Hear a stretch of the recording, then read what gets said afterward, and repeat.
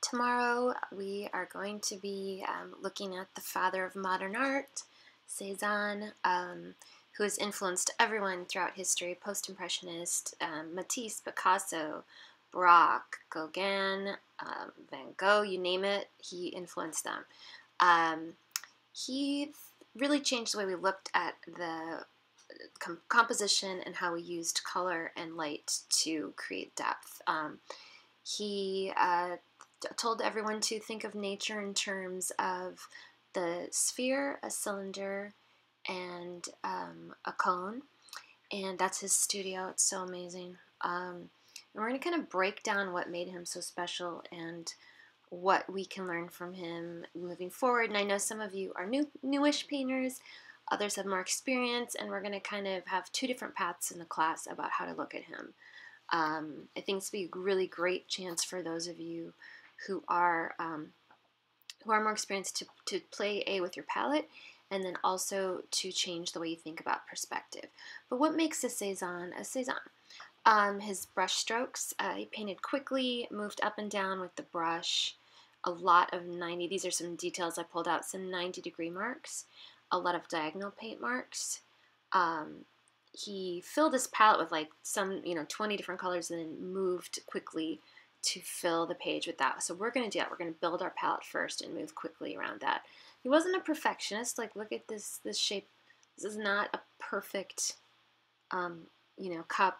The hand was clunky. That isn't what he's doing for. He kind of was going for something else entirely. He did something called modulation, which we've talked about before. But instead of thinking like the lighter part of an apple, use a white to make it lighter and then black to make the color darker where the shadow hits it. He actually used warm colors where the light is, so like that hot yellow part of the pear where the light hits it, and then it goes cooler with the dark greens where the shadow hits it. But we'll walk through this tomorrow. But definitely the palette is really a Cezanne, a Cezanne based on its palette. He lived in kind of a neutral, medium kind of value. Nothing is too light, nothing is too dark. We're going to mix a lot of blue and gray and then kind of add, blue and greens and add gray to it. We're going to actually try an entirely different palette. For those of you who haven't had time to get your paint, I'll have paint. I'm actually going to bring in some new paint colors you might not have used before, like Naples yellow, vermilion, Persian blue, and paint with that so we can try and replicate his palette.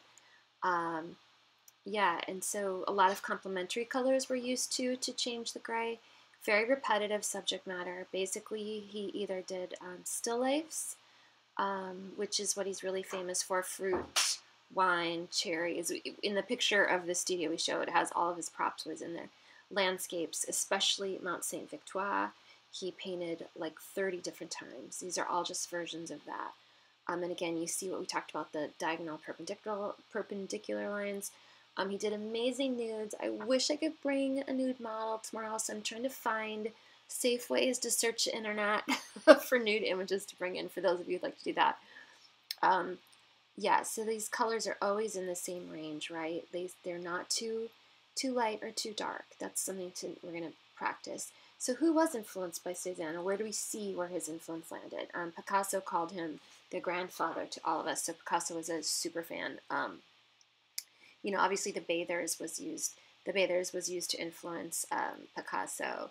Cubism, this color palette, everything was direct influence. George Braque, I don't think I mentioned this yet. Cezanne is considered like the founder of Cubism, and here we see Braque taking what Cezanne did in those earlier pictures and really bringing it to the next level. And a contemporary painter, Luc Tuymans, I wanted to show two contemporary people, just show you that this really still is influenced, even this palette, the way they do modulation, the brush strokes, this directly influenced. That one's great.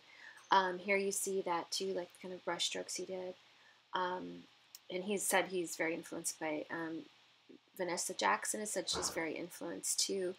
And this one is not so obvious. It shows you how like a modern painter has taken what he did with the back and forth of the shapes and the lines and made it modern.